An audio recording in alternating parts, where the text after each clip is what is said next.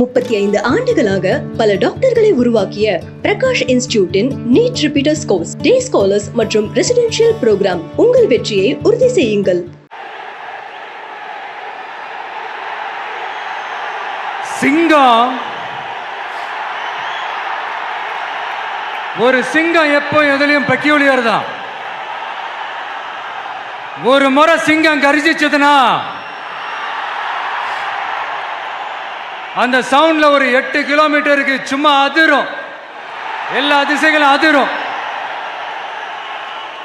அப்படிப்பட்ட அந்த சிங்கம் வேட்டைக்கு மட்டும்தான் வெளியில வரும், வேடிக்கை பார்க்கறதுக்கெல்லாம் வெளியில வராது.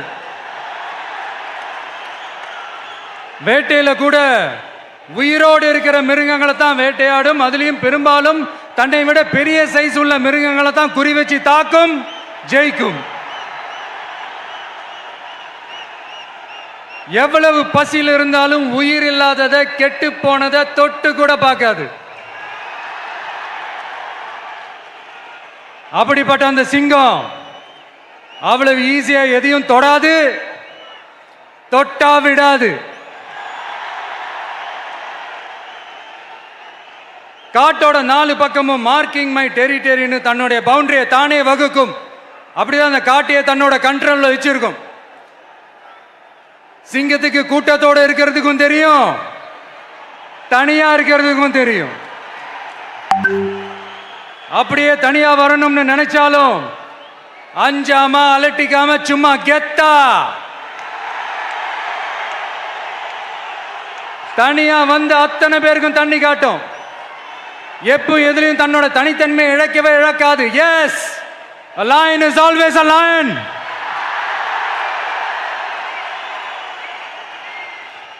There are so many jackals and other animals in the forest, but there will be only one lion.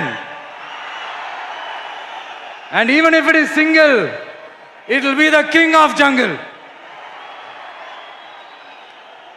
It is not only a description but also a clear declaration.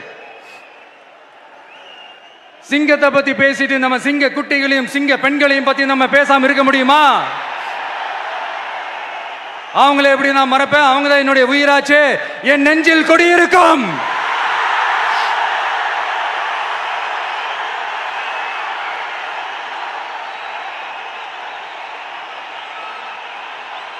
என்னுடைய தோழர்களுக்கும் தோழிகளுக்கும்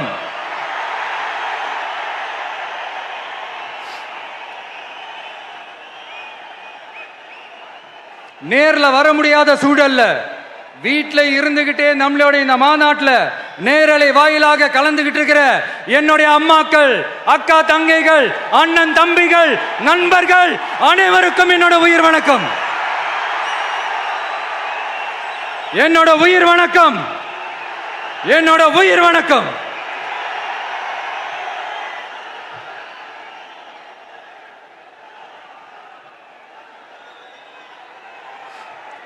வீரம் விளையும் மாமதுரை மண்ணை வணங்குகிறேன். இந்த மதுரைனாலே உடனே ஞாபகத்துக்கு வரது சீறி பாஞ்சி துள்ளி குதிக்கிற யாருக்கும் அடங்காத காளைகள் விளையாடுற அலங்காநல்லூர் ஜல்லிக்கட்டு தான். நம்ம வைகை ஆறு தான். அழகர் ஆத்துல இறங்குற வைபவம்.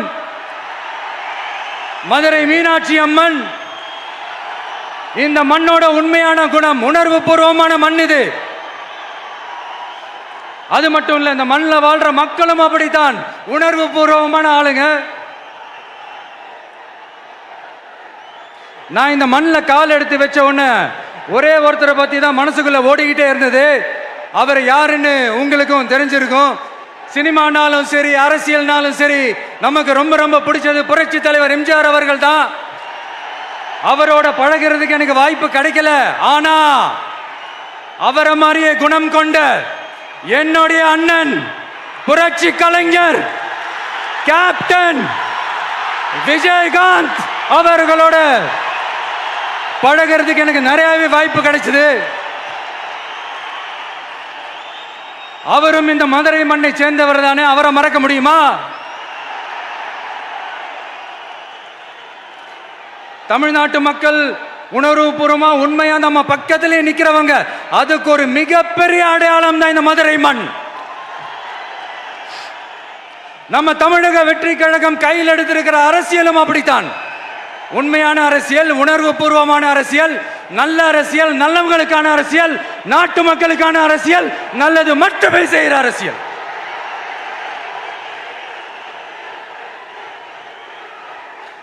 இதோ நம்மளுடைய இந்த 2வது மாநில மாநாடு வாகை சூடும் வரலாறு திரும்புகிறது. அப்படி இந்த மாநாட்டுக்கு பேர் வச்சிருக்கிறோம்.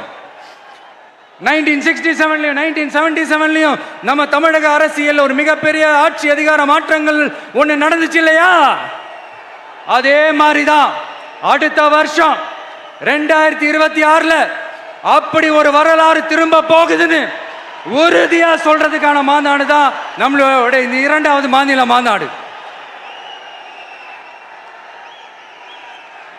விக்கிரவாண்டி விசாலையில் நம்மளுடைய ஃபர்ஸ்ட் மாநாடு நடத்தணும், வெற்றி கொள்கை திருவிழா. அதுக்கப்புறமே நீங்க பார்த்துருப்பீங்க, தமிழக அரசியல் அந்த தட்ப வெப்பத்தையே மாத்தினுச்சு. நமக்கு எதிராக எத்தனை குரல்கள். ஆனா உங்களுக்கு தான் நம்மளை பத்தி நல்லா தெரியுமே, எந்த குரலையும் காதலையே போட்டுக்காம மக்களோட குரலை மட்டுமே கேட்டுக்கிட்டு நமக்கு எதிராக வர அத்தனை கூக்குரல்களையும் சின்னதா ஒரு சிரிப்போடவே கடந்து வந்திருக்கிறோம். அது இல்லாம நம்ம மாநாட்டில் ஒலிக்கிற இந்த குரல், இந்த ஒற்றை தமிழ் மகனோட குரல் மட்டுமல்ல, ஒட்டுமொத்த தமிழ்நாட்டு மக்களுடைய குரல். தமிழ்நாட்டில் இருக்கிற ஒவ்வொரு வீட்டில இருந்தும் ஒலிக்கிற குரல், ஒட்டுமொத்த உலகெங்கும் வாழும் ஒவ்வொரு தமிழ் வீட்டிலிருந்தும் எழும் குரல். இந்த சினிமா என்கிற மாபெரும் கலை ஆயுதத்தின் வாயிலாக சாதி, மதம், இனம், பாலினம், மொழி கடந்து இந்த நாட்டின் மூளை முடுக்கெங்கும் ரசிகர்களாக இருந்து தோழர்களாக நம்மோடு பயணிக்க துவங்கியுள்ள அனைவரோடும் இணைந்த ஒவ்வொரு மனிதருக்காகவும் ஒலிக்கிற உரிமை குரல். மாநில உரிமைக்காக, பெண் உரிமைக்காக, சமூக நீதிக்காக, சமநீதிக்காக, மதச்சார்பின்மைக்காக உண்மையா ஒலிக்கிற குரல். அதனால் இந்த குரலுக்கு எதிராக இன்னும் இன்னும் எத்தனை எத்தனை கூக்குரல்கள் வந்தாலும் ஓங்கி ஒலிக்குமே தவிர ஒரு நாளும் ஓயவே ஓயாது. Yes, it is an unstoppable voice, an unstoppable force.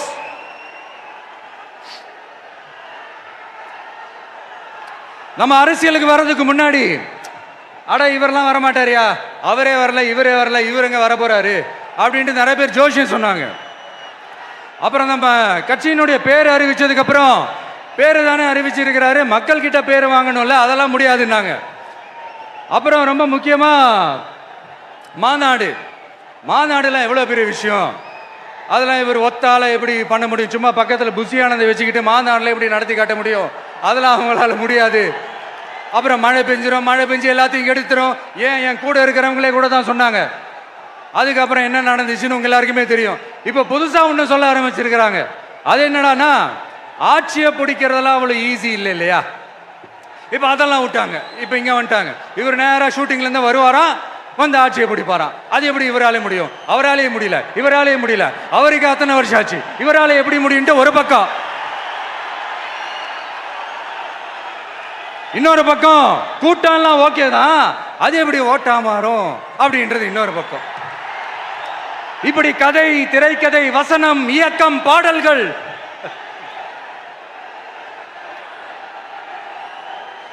அதனால இந்த அரசியல் ஆய்வாளர்களுக்கு நான் சொல்றதெல்லாம் ஒன்னேதான், நல்லா கேட்டுக்கங்க. இந்த விஜய் ஏதோ இந்த பல லட்சம் பேர் கூடுற கூட்டத்தில் மட்டுமே இருக்கிறாரு அப்படின்னு மட்டும் தப்பு கணக்கு போட்டாதீங்க. ஏன்னா நம்மளுடைய இந்த கூட்டம் வெறும் ஓட்டா மட்டும் இல்லைங்க, வரப்போற தேர்தலில் மக்கள் விரோத ஆட்சியாளர்களுக்கு நாம வைக்க போற வேட்டா, நம்மளை கோட்டைக்கு அனுப்ப போற ரூட்டா இருக்க போதுன்னு சீக்கிரமாவே தெரிஞ்சுப்பீங்க. ஏன்னா கோடிக்கணக்கானவங்களோட ஹார்ட்லையும் வீட்லையும் ஏற்கனவே ஆல்ரெடி உயிரா, உணர்வா, உறவா இருக்கிறோம். நம்மளுடைய கனெக்ட் எல்லாம் வெறும் மக்களோட மட்டும்தான். நாம யாருன்னு அவங்களுக்கு தெரியும், அவங்க யாருன்னு எதிரிங்களுக்கு நல்லாவே தெரியும். இருந்தாலும் இந்த விஜய் எதுக்குப்பா வந்திருக்கிறாரு, இவர் என்ன புதுசா என்ன திட்டம்லாம் சொல்லிட்டாரு, அப்படின்னு வேற நிறைய கேள்விகள் இந்த சொல்றேன், தெரிஞ்சுக்கங்க. பெண் குழந்தைகள், பெண்கள் மற்றும் வயசானவங்களோட பாதுகாப்புல தான் நம்ம பிரையாரிட்டியே. அடுத்து இளைஞர்கள், உழவர்கள், உழைப்பாளர்கள், நெசவாளர்கள், மீனவர்கள், ஆதரவற்ற முதியோர்கள், மாற்றுத்திறனாளிகள், மூன்றாம் பால் இனத்தவர்கள்னு இன்னும் யாருக்கெல்லாம் கவர்மெண்டோட ஒரு ஸ்பெஷல் அட்டென்ஷன் தேவையோ அவங்க எல்லாருக்குமான ஒரு கவர்மெண்ட் அமைக்கிறது தான் நம்ம இலக்கே. நான் ஏற்கனவே சொன்னதை தான் நான் திரும்பவும் சொல்றேன். நம்மளுடைய இந்த தமிழக வெற்றி கழகம் ஏதோ அரசியல் ஆதாயத்துக்காக தொடங்கப்பட்ட கட்சியெல்லாம் கிடையாதுங்க. கொள்கை கோட்பாடுகளோடு தந்தை பெரியார், பெருந்தலைவர் காமராஜர், அண்ணல் அம்பேத்கர், வீரமங்க வேலு நாச்சியார், மக்கள் சேவகர் அஞ்சலை அம்மாள், நம்மளுடைய 5 கொள்கை தலைவர்களோட வழிகாட்டுதல்களோடு தொடங்கப்பட்ட கட்சி. நம்ம ஸ்டாண்ட்ல நாம எப்பவுமே ஸ்ட்ராங்கா தாங்க இருக்கிறோம். அதுல எந்த மாற்றத்துக்கோ எந்த சமரசத்துக்கோ துளி கூட இடமில்லை. நம்மளுடைய ஒரே கொள்கை எதிரி பாஜக தான். நம்மளுடைய ஒரே அரசியல் எதிரி திமுக தான். எப்படி? நம்மளுடைய ஒரே கொள்கை எதிரி, நம்மளுடைய ஒரே அரசியல் எதிரி ஏதோ அண்டர் கிரவுண்ட் ஆதாயத்துக்காக டீல் போட்டுக்கிட்டு, டீல் பேசிக்கிட்டு, இந்த அலையன்ஸ் வச்சுக்கிட்டு இந்த ஊரை ஏமாத்துற கட்சி எல்லாம் நம்ம டிவிக்கே கிடையாதுங்க. யாருக்காகவும் எதுக்காகவும் எந்த பயமும் கிடையாது. மாபெரும் பெண்கள் சக்தி நம்மளோட இருக்கிறாங்க, மாபெரும் இளைஞர்கள் சக்தி நம்மளோட இருக்கிறாங்க, ஒட்டுமொத்த தமிழ்நாட்டு மக்களுடைய சக்தி நம்மளோட நிற்கிறாங்க. அப்படி இருக்கும்போது இந்தியாவில் இருக்கிற எல்லா ஸ்டேட்லயும் வாழ்ற நம்ம தமிழ் நெஞ்சங்கள் மட்டும் இல்ல, உலகம் பூரா 100க்கும் மேலான நாடுகள்ல வாழ்ற நம்ம தாய் தமிழ் உறவுகள் எல்லாருமே என்ன விஜய் தளபதி விஜய் இல்லனா விஜய் தளபதி இப்படி சொந்தம் கொண்டாடுற கோடிக்கணக்கானவங்களோட அன்பு மாசியும் நம்மளோட இருக்கும்போது, இவங்க எல்லாருமே நம்மளோட நிற்கும் போது எதுக்குங்க இந்த பாசிச பாஜகவோட நேரடி கூட்டணியோ இல்ல மறைமுக கூட்டணியோ உறவு வச்சுக்க? நாம என்ன உலகமாக ஊழல் கட்சி? என்ன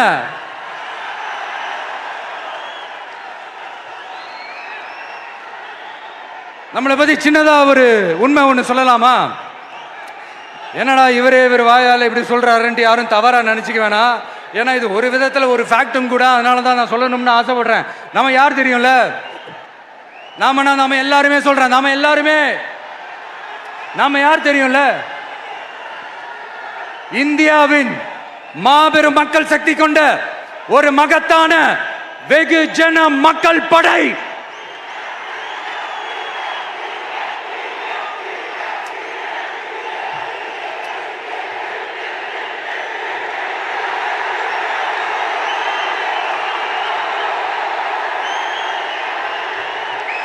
அதனால நம்ம தலைமையில நாம் அமைக்க போற இந்த உண்மையான மக்களாட்சிக்கான அச்சாரமாக மாபெரும் மக்கள் சக்தியை அணி அணியாக நம்மளோட திரண்டு நிக்கிறப்போ இந்த அடிமை கூட்டணியில சேர வேண்டிய அவசியம் நமக்கு இருக்குங்க. நம்மளுடைய இந்த கூட்டணி சுயமிழந்த கூட்டணியெல்லாம் இருக்காது, சுய மரியாதை கூட்டணியா தான் இருக்கும். இந்த ஒரு பக்கம் RSS கிட்ட அடிபணிஞ்சுக்கிட்டு, இன்னொரு பக்கம் மதச்சார்பற்ற கூட்டணின்னு இந்த மக்களை ஏமாத்துற கூட்டணியெல்லாம் நம்ம கூட்டணி இருக்காது.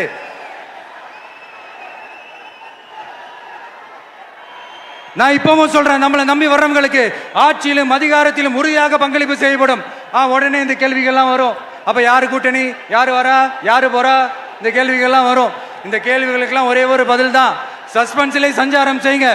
ஆனா ஒண்ணு, 2026ல 2 பேருக்கு நடுவுல தான் போட்டியே. ஒன்னு TVK, இன்னொன்னு DMK. இந்த போட்டி எப்படி இருக்க போதுன்னா, இந்த அலையன்ஸை வச்சு எப்படியாவது நம்ம தப்பிச்சிடலாம். என்ன இந்த பழைய இந்த மேத்தமேட்டிக்ஸ், அரித்மேட்டிக்ஸ் இதெல்லாம் வச்சு எப்படியாவது நம்ம தப்பிச்சிடலாம் அப்படின்னு நினைக்கிறவங்களோட அந்த கனவு ஒரு நாளும் மெய்ப்படாது. சரி, இப்ப நம்ம வேற ஒரு ஏரியாவுக்கு ஒன்று வருவோம். எதிர்காலம் வரும், என் கடமை வரும், இந்த கூட்டத்தின் ஆட்டத்தை ஒழிப்பேன்.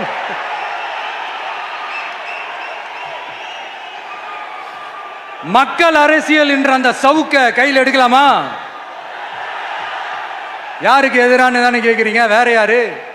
மறைமுக உறவுக்காரர்களான பாசிச பாஜகவும் பாய்சன் திமுகவும் தான். மாண்புமிகு பிரதமர் நரேந்திர மோடிஜி அவர்களே 3வது முறையா ஒன்றியத்தோட ஆட்சி அதிகாரத்தை நீங்க தானே கையில் வச்சிருக்கிறீங்க. இல்ல நாங்க தெரியாம தான் கேட்கிறோம். நீங்க ஆட்சிக்கு வந்தது ஒட்டுமொத்த மக்களுக்கும் நல்லது செய்யவா, இல்ல நம்மளுடைய இந்த இஸ்லாமிய நண்பர்களுக்கும் இஸ்லாமிய தோழர்களுக்கும் எதிராக சதி செய்யவா? மக்களுக்கு உங்ககிட்ட கேட்கறதுக்குன்னு ஏராளமான கேள்விகள் இருக்குது. அதனால அவங்க சார்பா அவங்கள ஒருத்தனா அவங்களோட ஒரு உண்மையான ஒரு பிரதிநிதியா உங்ககிட்ட சில கேள்விகள் கேட்கணும். மிஸ்டர் பிரைம் மினிஸ்டர் அவர்களே, நம்ம தமிழ்நாட்டு மீனவர்கள் கிட்டத்தட்ட ஒரு 800 பேருக்கு மேல இலங்கை கடற்படையால தாக்கி அழிக்கப்பட்டிருக்கிறாங்க. அதை கண்டிக்கிறதுக்காக உங்களை பெருசா எதுவும் செய்ய சொல்லல, சின்னதா ஒண்ணு மட்டும் செஞ்சு கொடுங்க. இனிமேலாச்சும் எங்களுடைய மீனவர்கள் பாதுகாப்பா இருக்கிறதுக்காக இந்த கச்சத்தீவை இலங்கை கிட்ட இருந்து மீட்டு கொடுத்துருங்க, அது போதும். உங்களுடைய இந்த முரட்டு பிடிவாதத்தால நீங்க நடத்துற இந்த நீட்டு தேர்வு, அதனால இங்க என்னென்ன நடக்குதுன்னு சொல்றதுக்கே மனசு வலிக்குது. அதனால அந்த நீட்டு தேர்வு தேவையில்லைன்னு அறிவிச்சிருங்க, அது போதும்.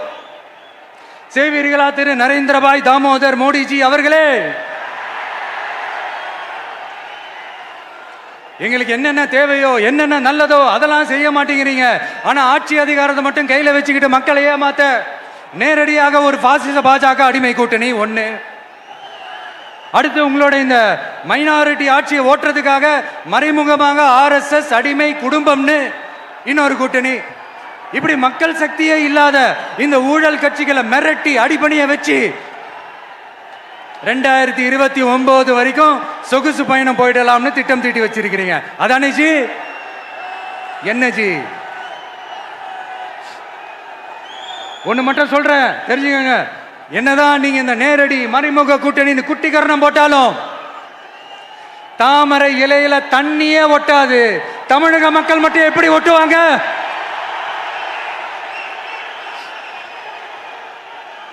இங்க ஒரு MP சீட்டு கூட தரலன்றதுக்காக தமிழ்நாட்டுக்கும் தமிழ்நாட்டு மக்களுக்கும் எதுவுமே செய்யாம ஓரவஞ்சனை செய்யுது இந்த ஒன்றிய பாஜக அரசு.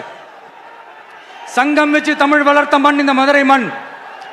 அதனால இங்க அந்த கீழடியில கிடைச்ச ஆதாரங்களை எல்லாம் மறைச்சிட்டு எங்க நாகரிகத்தையும் எங்க வரலாறையும் அழிக்கிறதுக்காக உள்ளடி வேலை செய்யலாம்னு நினைக்கிறீங்க. தமிழ்நாட்டை தொட்ட என்ன நடக்கும் நீங்க பல உதாரணங்கள் இருக்குது. அதனால இதையெல்லாம் மறைச்சிட்டு எங்க மக்களை ஏமாத்திடலாம்னு மட்டும் நினைக்காதீங்க. மத நல்லிணக்கத்திற்கு பெயர் பெற்ற இந்த மதுரை மண்ணிலிருந்து சொல்றேன், உங்க எண்ணமெல்லாம் ஒரு நாளும் ஈடேறாது.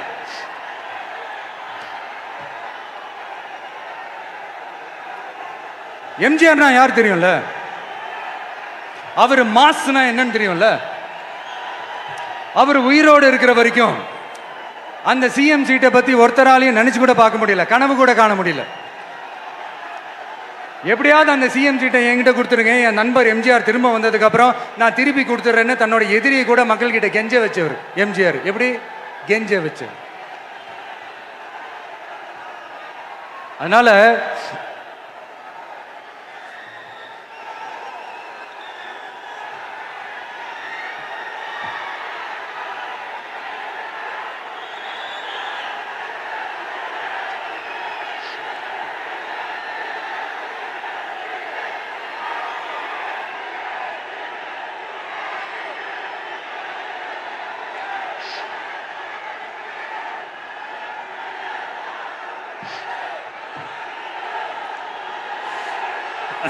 ஆனா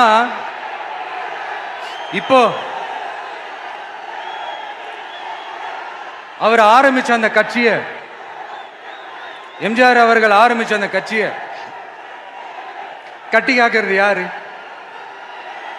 இன்னைக்கு அந்த கட்சி எப்படி இருக்குது? அதை நான் சொல்லிதான் உங்களுக்கு தெரியணுமா? அப்பாவி தொண்டர்கள் அதை வெளியில சொல்ல முடியாம வேதனையில தவிக்கிறாங்க.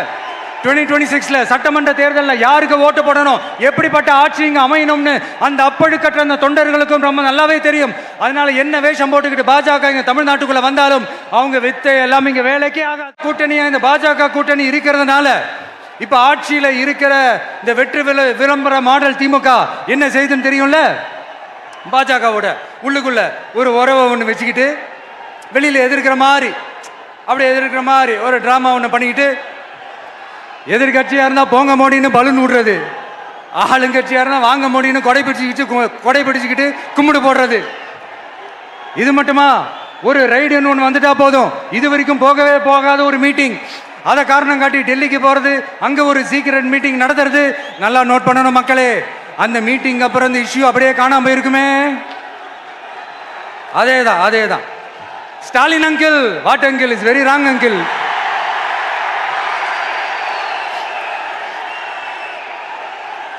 இப்படி தமிழ்நாட்டில் இப்ப நடக்கிற இந்த ஆட்சியினுடைய லட்சணத்தை பார்த்துக்கிட்டு நாம எப்படி சும்மா இருக்க முடியும்? ஒரு தவறு செய்தால், அதை தெரிந்து செய்தால், அவர் கபட நாடக மு.க. ஸ்டாலின் அங்கிளாகவே இருந்தாலும், அங்கிள் உங்களுக்கு மனசாட்சின்னு ஒன்று இருந்துச்சுன்னா நாங்க கேட்கிற கேள்விகளுக்கு மட்டும் கொஞ்சம் பதில் சொல்லுங்க அங்கிள். நீங்க நடத்துற இந்த ஆட்சியில நேர்மை இருக்கா? நியாயம் இருக்கா? ஊழல் இல்லாம இருக்கா? சட்டம் ஒழுங்கு சரியா இருக்கா? பெண்களுக்கு பாதுகாப்பு இருக்கா? பொதுமக்களுக்கு பாதுகாப்பு இருக்கா? இயற்கை வளங்களுக்கு பாதுகாப்பு இருக்கா? சொல்லுங்க மை டியர் அங்கிள், சொல்லுங்க. டாஸ்மாக்ல மட்டுமே இது வரைக்கும் 1000 கோடிக்கு மேல ஊழல்னு சொல்றாங்க. அதுல மட்டுமா தப்பு நடக்குது? வேற எதுல தான் நடக்கல? உலகத்திலே மிஸ்டர் கிளீன் ரெக்கார்ட்ஸ் எல்லாம் உங்களுக்கும் உங்க கூட இருக்கிறவங்களுக்கும் மட்டும்தான் அங்கிள் கொடுக்கணும். இதை பார்த்து வாயே இல்லாத ஊரு கூட வயிறு வலிக்கு சிரிக்குது. பெண்களுக்கு 1000 ரூபாய் கொடுத்துட்டீங்கன்னா போதுமா அங்கிள்? அப்படியே அதை மூடி மறைச்சிடலான்னு பாக்குறீங்களா? படிக்கிற இடத்துல, வேலைக்கு போற இடத்துல, வெளியில போற இடத்துலன்னு அவங்களுக்கு பாதுகாப்பே இல்லைன்னு ஒட்டுமொத்த பெண்களும் கதறாங்க. அந்த கதறல் சத்தம் ஏதாவது உங்க காதுல கேக்குதா அங்கிள்? இதுல வேற உங்களை அப்பான்னு கூப்பிடுறாங்கன்னு வேற சொல்றீங்க. What is this uncle? Is very very wrong uncle, is very very wrong. பெண்களுக்கு மட்டுமா பொய் வாக்குறுதி கொடுத்து ஏமாத்துறீங்க? அரசு ஊழியர்கள், ஆசிரியர்களை ஏமாத்துறீங்க, விவசாயிகளை ஏமாத்துறீங்க, பரந்தூர்ல பாதிப்பே வராதுன்னு சொல்லி ஏமாத்துறீங்க, மீனவர்களை ஏமாத்துறீங்க, போதைப் பொருள் கலாச்சாரத்தை ஒழிக்காம ஏமாத்துறீங்க. ஐயோ ஐயோ ஐயோ, very very வஸ்ட் uncle, very very வஸ்ட். எப்படி கேட்டாலும் இவங்க கிட்ட இருந்து எந்த பதிலும் வரப்போறதில்லை. ஏன்னா இருந்தா தானே. இப்ப ஆட்சியில இருக்கிற நம்மளுடைய அங்கிள் பதில் சொல்றது இருக்கட்டும். மக்களை நீங்க சொல்லுங்க, நீங்க உண்மையை சொல்லுங்க. செய்வோம் செய்வோம் செய்வோம் செய்வோம்னு சொன்னாங்களே, சொன்னதெல்லாம் செஞ்சாங்களா? உங்களை தான் கேட்கிறேன், சொன்னதெல்லாம் செஞ்சாங்களா? சத்தமா சத்தமா மை டியர் அங்கிள், கேக்குதா? மக்களோட சத்தம் கேக்குதா? இது வெறும் சாதாரணமான முழக்கம் தான். கூடிய சீக்கிரம் மக்களை போய் சந்திக்க போறேன், அவங்களோட மனசு விட்டு பேச போறேன். அதுக்கப்புறம் இந்த சாதாரணமான முழக்கம் இடி முழக்கமா மாறும். அத்தோட நிக்காது. அந்த இடி முழக்கம் தமிழ்நாட்டோட போர் முழக்கமா மாறும். அந்த போர் முழக்கம் உங்களை ஒரு நிமிஷம் கூட தூங்க விடாது. நடக்குதா இல்லையான்னு பாருங்க. என்னடா இவன் இவ்வளவு ஸ்ட்ராங்கா சொல்றானேன்னு பாக்குறீங்களா? எல்லாரும் கட்சி ஆரம்பிச்சதுக்கு அப்புறம் தான் ஒவ்வொரு வீட்டுக்குள்ளேயும் போறதுக்கு ட்ரை பண்ணுவாங்க. ஆனா நாங்க அப்படி இல்லை. ஒவ்வொரு வீட்டுக்குள்ளேயும் போனதுக்கு அப்புறம் தான் கட்சியாவே ஆரம்பிச்சிருக்கிறோம்.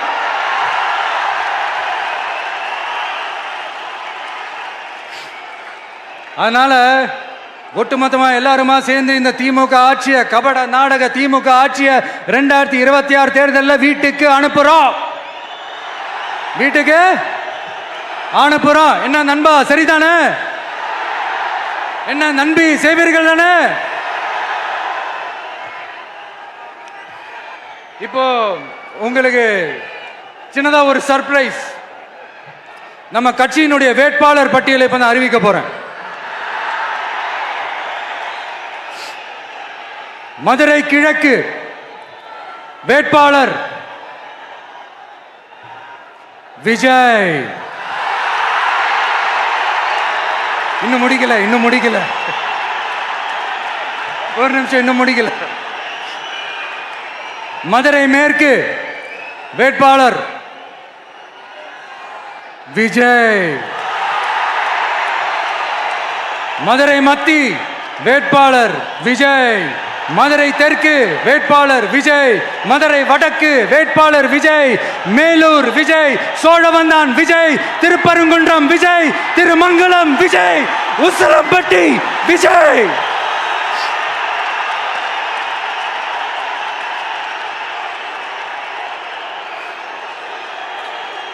என்னடா எல்லா தொகுதியிலையும் ஒரே வேட்பாளர்னு பாக்குறீங்களா? 234 தொகுதியிலையும் இந்த விஜய் தான், அதாவது உங்க விஜய் தான் உங்க சின்னம். இன்னும் சிம்பிளா சொல்லணும்னா உங்க வீட்டில் இருக்கிற ஒருத்தர் தான் வேட்பாளரா நிக்க போறாங்க. அந்த வேட்பாளரும் நானும் வேறு வேறு இல்லை. நீங்க அவருக்கு ஓட்டு போட்டீங்கன்னா எனக்கு ஓட்டு போட்ட மாதிரி, இந்த முகத்துக்காக நீங்க ஓட்டு போட்டீங்கன்னா உங்க வீட்டில் இருக்கிற உங்களுடைய வேட்பாளர் ஜெயிச்ச மாதிரி.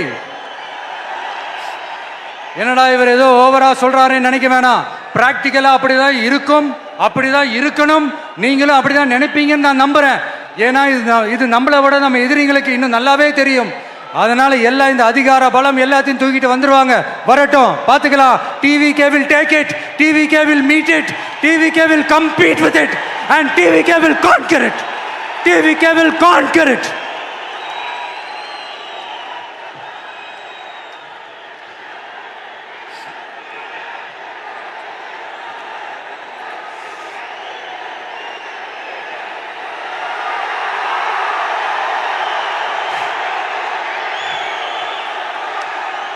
இந்த நேரத்தில் நம்ம மனசுல இருக்கிறத மக்கள் கிட்ட சொல்லி ஆகணும். தூத்துக்குடி ஸ்னோலினோட அம்மா என்ன அவங்களோட தம்பி, இன்னும் அவங்க பொண்ணுக்கு நான் தாய் மாமன்னு சொன்னாங்க. அந்த அக்காவோட குழந்தைக்கு மட்டும் இல்லைங்க, என்ன அண்ணனா தம்பியா நினைக்கிற தமிழ்நாட்டில் இருக்கிற என்னோட எல்லா சகோதரிகளின் குழந்தைகளுக்கும் நான் இன்னைக்கு மட்டும் இல்ல, என்னைக்குமே ஒரு தாய் மாமனா தான் இருப்பேன். நீங்க எல்லாரும் என்னுடைய ரத்த உறவு, கூட பிறந்த பொறுப்பு. என் வீட்டு ரேஷன் கார்டில் வேணா உங்க பேர் இல்லாம இருக்கலாம், உங்க வீட்டு ரேஷன் கார்டில் வேணா என் பேர் இல்லாம இருக்கலாம். ஆனா நாம் எல்லாரும் ஒண்ணுதான், உறவு தான். நமக்கு இடையே எந்த அரசியலும் உள்ள நுழையவே முடியாது. என்கிட்ட இருந்து உங்களையும் உங்ககிட்ட இருந்து என்னையும் எந்த சக்தியாலும் பிரிக்கவே முடியாது. அப்புறம் நான் ஒன்றும் இந்த மார்க்கெட் போனதுக்கு அப்புறம், ரிட்டையர் ஆனதுக்கு அப்புறம் அடைக்கலம் தேடி அரசியலுக்கு வரல, படைக்கலனோட வந்திருக்கிறோம். பவர்ஃபுல் ஃபோர்ஸோட, மாபெரும் படை வரிசையோட, எல்லாத்துக்கும் தயாராகி தான் வந்திருக்கிறோம். இவ்வளவு தயாரா நாம அரசியலுக்கு வர்றதுக்கு ரொம்ப ரொம்ப முக்கிய காரணம் ஒன்று இருக்கு. அது என்ன தெரியுமா? நன்றி கடன், நன்றி கடன், நன்றி கடன். கிட்டத்தட்ட ஒரு 30 வருஷமா, 30 வருஷத்துக்கு மேல நீங்க தான், நம்ம மக்கள் தான் என் கூட நிக்கிறீங்க, எனக்காக நிக்கிறீங்க, என்னை தாங்கி பிடிக்கிறீங்க, மனசுல ஏந்தி பிடிக்கிறீங்க, தாய் அன்போட மடியில ஏந்திக்கிறீங்க. உண்மையை சொல்லணும்னா வேற யாரை விடவும் எனக்கு இந்த அன்பையும் ஆதரவையும் கொடுத்துருக்கிறீங்க. என் மேல உயிரையே வச்சிருக்கிறீங்க. என்ன உங்க வீட்டில் ஒருத்தனாவே ஆக்கிட்டீங்க. நீங்க எனக்கு கடவுள் கொடுத்த வரம்.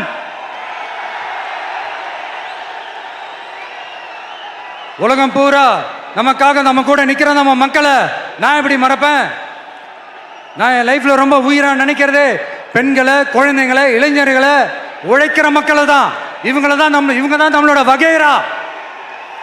இதை பார்த்து தான் நம்மளோட எதிரிகளுக்கு பத்தி எரியுது. அதுக்காக நாம் என்ன செய்ய முடியும்? அதனால நம்ம உறவுகளை, சொந்தத்தை, வகைராவை யாருக்காகவும் எதுக்காகவும் விட்டு கொடுக்க முடியாது இல்லையா? Here at this moment among this August gathering, I want to open my heart and say I enjoy people, I respect people, I worship people.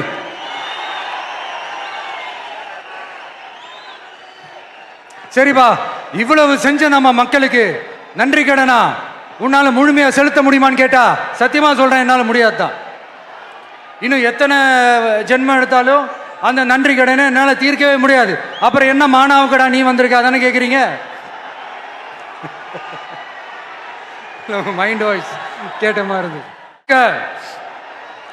நம்ம மக்களுக்காக ஆதரவா துணையா நிக்கிறத தவிர, அவங்களுக்காக உழைக்கிறத தவிர எனக்கு வேற எந்த எண்ணமும் இல்லை. எனக்கு இப்ப வேற வேலையும் இல்லை. இனிமே எனக்கு இதுதான் என் வேலையே. என் கடன் இனி என் மக்களுக்கு பணி செய்து கிடப்பதே. இப்படியா ஹார்ட் டு ஹார்ட் யதார்த்தமா பேசிய பழகிட்டோம். இதுக்கு மேலேயும் எனக்கும் மக்களுக்கும் இடையே இருக்கிற அந்த உறவை பத்தி நான் பேச ஆரம்பிச்சேன்னா ஒரு மாதிரி எமோஷனல் ஆகிடுவேன். அப்புறம் அதை கண்ட்ரோல் பண்ணுறது ரொம்ப கஷ்டம். அதனால என்னை மனசார நேசிக்கிற நம்ம மக்களுக்கு ஒன்றே ஒன்று சொல்கிறேன். இந்த விஜய் உங்கள் விஜய், உங்களுக்கான விஜய், உங்களுக்காக மட்டுமே இருக்கிற விஜய். உங்கள் கூட நிற்க, உங்களுக்காக நிற்க, உண்மையாக நிற்க, உணர்வோடு நிற்க, உறுதியாக நிற்க, உங்கள் கூட பேச, உங்களுக்காக பேச, உண்மையாக பேச, உணர்வோடு பேச, உறுதியாக பேச, உங்களுக்காக சேவை செய்ய உங்கள் விஜய் நான் வரேன்.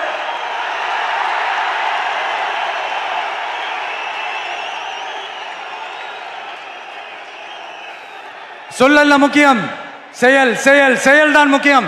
செய்கை தான் சும்மா சிறப்பா இருக்கணும். நான் ஆட்சிக்கு வந்தேன்னா சும்மா அது செய்வேன், இது செய்வேன், நல்லது செய்வேன், உருட்டுவேன், புரட்டுவேன், அதெல்லாம் கிடையாது.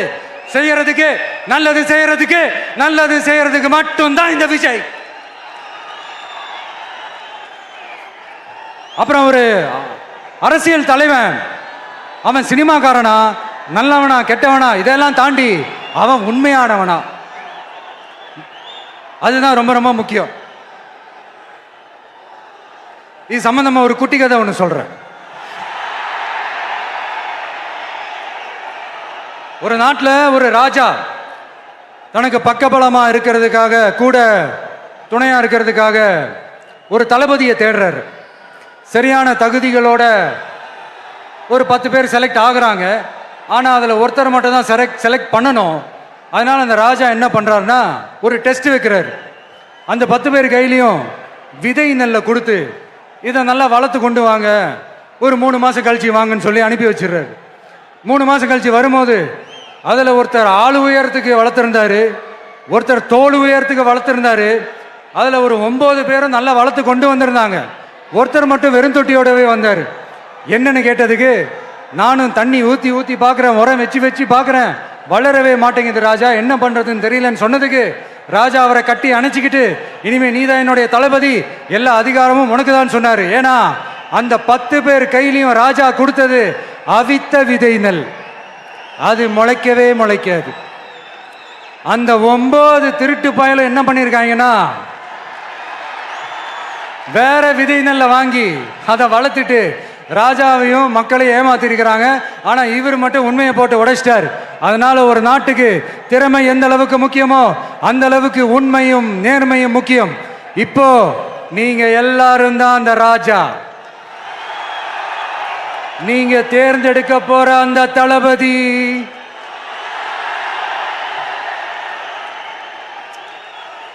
சும்மா சினிமாக்காரன் சினிமாக்காரன் சினிமாக்காரன்.